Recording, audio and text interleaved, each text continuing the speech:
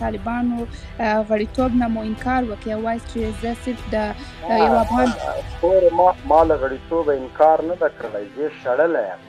طالبانو جنرال موبین له خپل صف څخه شړلی، وایي د قدرت نشه کې دی. جزئیات هم دلته وګورئ او چینل هم سبسکرایب کړئ.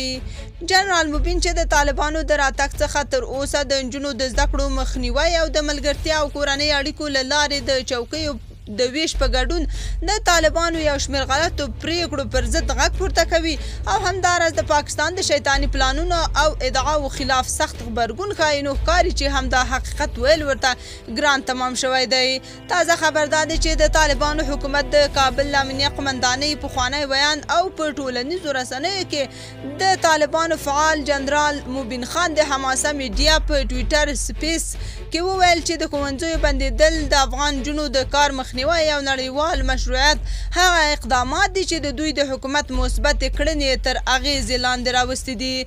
هغه د یوې پوښتنې په ځواب کې چې ولې د دوی د حکومت مشر شیخ هیبت الله اخندزاده په عام محضر کې ځان نه ښایي وویل دی خپله ورغلی و چې نوموړی وګوري، خو کندهار ته په رسېدو سره سم بندي شو او که غواړئ په دې اړه معلومات ترلاسه کړئ د دوی د حکومت د ویان ذبیح الله مجاهد څخه وپوښتئ. همداراز موبین خان چې د روان وضعیت څخه ډېر ناراضه ښکارېده وایي نه د طالبانو غړی یم، نه یې استازولي کوم او نه یې معاشخور او د حکومت کارکوونکی یم، یوازې یو عادي افغان یم او ان زما غږ هم څوک نه اوري.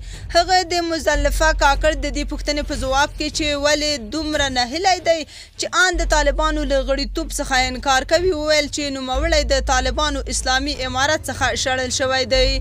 جنرال موبین همداراز ویلي چې یو شمېر مشران د قدرت نشه کې ډوب دي ځکه ما غوندې وطن دوست اشخاص نشي زغملی.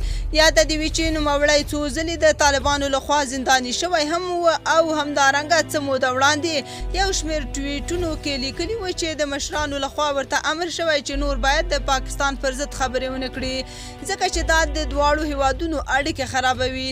طالب ویاندویانو تر اوسه د جنرال موبین د یادو خبرو په اړه کوم غبرګون نه دی ښودلی.